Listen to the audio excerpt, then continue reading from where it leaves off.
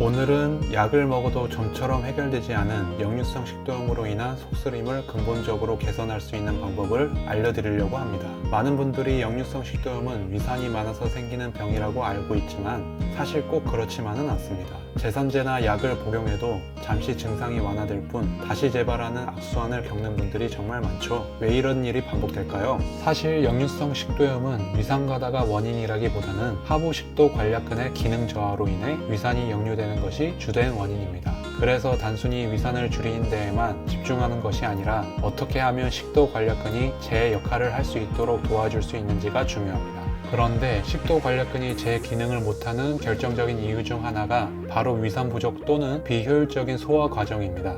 이 두 가지 문제가 겹치면 음식물이 제대로 분해되지 않아 위에 오래 머물고 그 결과 위산이 식도로 쉽게 역류하게 됩니다.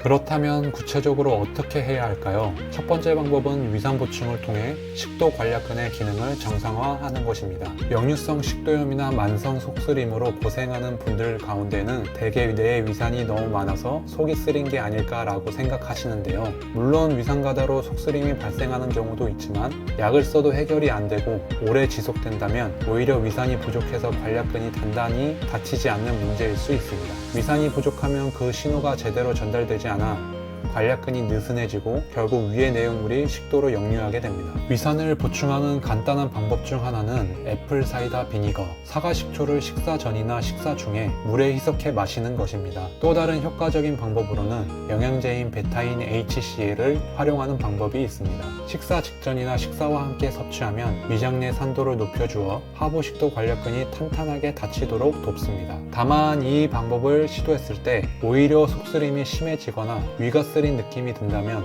이미 위 점막이 손상되었을 가능성이 있으니 전문가의 치료와 함께 진행하시길 권장드립니다. 두 번째 방법은 효소를 보충해 빠른 소화를 촉진하는 것입니다. 효소는 우리 몸에서 음식물을 분해하는데 필수적인 역할을 합니다. 소화 효소가 부족하거나 효소가 제대로 작용하지 않으면 음식물은 위 안에서 분해되지 못하고 오래 머물게 됩니다. 그렇게 되면 위에 머무는 음식물이 과도하게 발효되거나 가스가 생성되면서 역류 가능성이 높아집니다. 제 경험으로도 역류성 식도염 때문에 고생하던 시절에 식후에 소화효소 보충제를 챙겨 먹었더니 식도염 증상이 훨씬 줄어든 경험이 있습니다. 소화효소 보충제는 단백질, 지방, 탄수화물 등 주요 영양소를 분해하는 여러 종류의 효소가 종합적으로 들어있는지 확인하고 고르는 것이 좋습니다.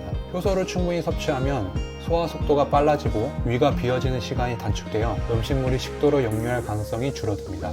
또한 위가 과도한 일을 하지 않아도 되기 때문에 소화기관 전체의 부담도 줄어듭니다. 물론 파인애플이나 파파야 등 소화효소가 풍부한 식품을 먹는 것도 좋은 방법이니 참고해주세요. 세 번째로 소개해드릴 방법은 단백질 섭취를 통해 식도 관략근을 강화하는 것입니다.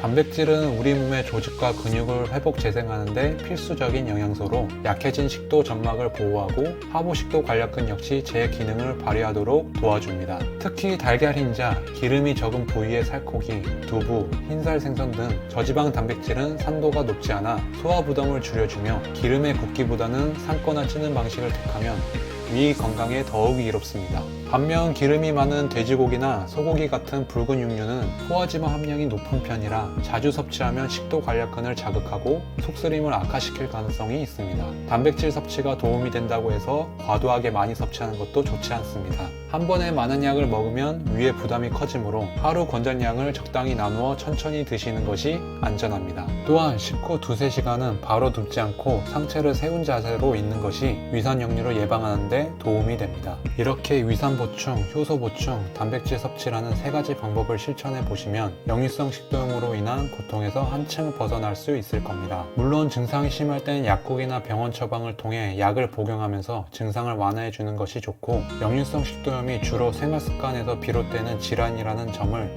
항상 잊지 말아야 합니다. 식습관, 생활습관, 스트레스 관리가 뒷받침되지 않으면 좋은 방법을 써도 한계가 있을 수밖에 없습니다. 역류성 식도염에 도움이 되는 약이나 생활습관에 대해서는 차후에 더 자세히 다룰 예정이니 많은 관심 부탁드립니다. 역류성 식도염으로 고생했던 경험이나 궁금한 점이 있으면 언제든 댓글로 남겨주세요. 그리고 이 영상이 도움이 되셨다면 좋아요와 구독, 알림 설정까지 꼭 부탁드립니다. 앞으로도 함께 건강에 도움이 되는 정보를 알려드리겠습니다. 감사합니다.